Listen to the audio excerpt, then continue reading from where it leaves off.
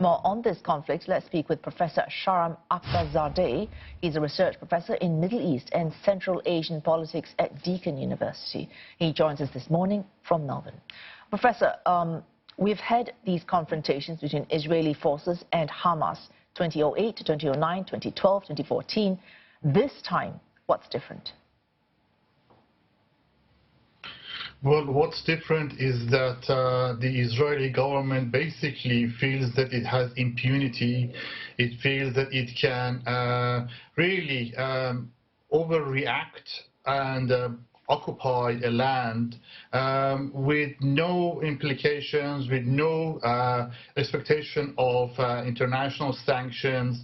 And so in that sense, it's not very different to what's been going on. The difference is the level of violence and the level of the Israeli action.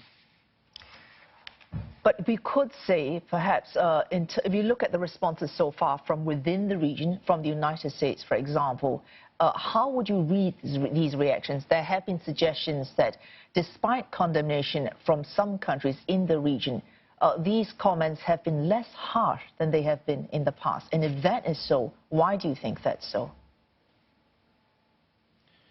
I think the problem is that the United States, that is the global power, has been a major champion of Israel.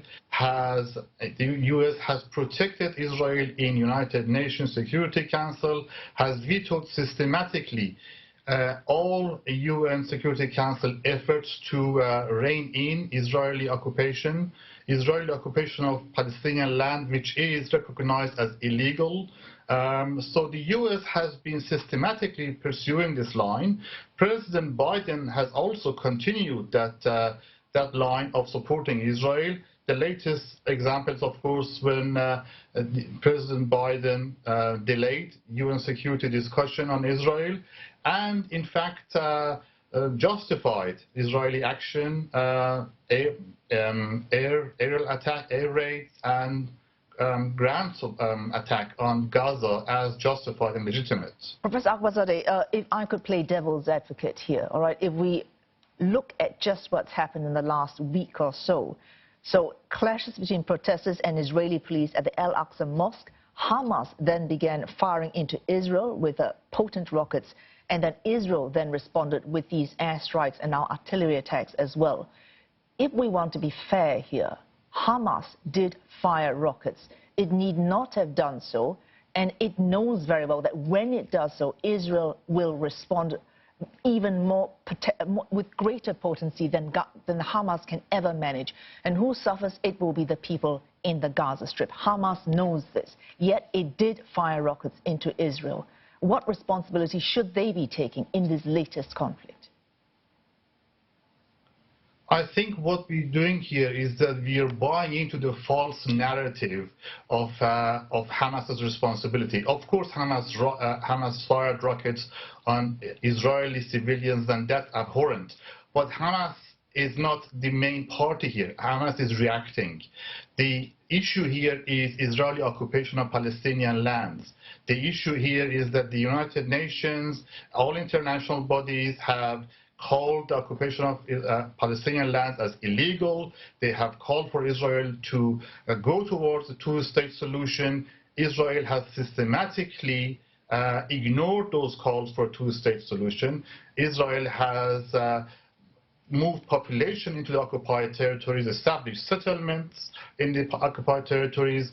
The latest news is the eviction of Palestinian families in East Jerusalem, which again undermines the ability of Palestinians to have a state, and then raided Al-Aqsa Mosque while the congregation was praying. So all these, the occupation, decades of occupation, and intimidation of Palestinian population has put us in this situation where Hamas lashes out. So you have to think about the context of the conflict, and that it's not really a conflict between two equal parties. Israel is the occupying state, occupying power, and has responsibility that needs to respect. Professor, moving on very slightly, there are suggestions that this time the conflict, not just in Gaza, or in Israel. It's also, or rather, the conflict is within Israel. You're seeing deep rifts opening up within Arab citizens, Arab Israeli citizens, as well as confrontations in the West Bank not seen since 2017. The two fronts opening up in the West Bank and within Israel itself, do you think these are significant developments? This is a major development because Israel has been, again, systematically undermining, marginalizing its Arab population. Israel sees itself not as a democracy, but as a Jewish state. And as a Jewish state, there is very little room for its Arab population, for the Muslim or Christian population. So this is really pushing Israel to a critical stage.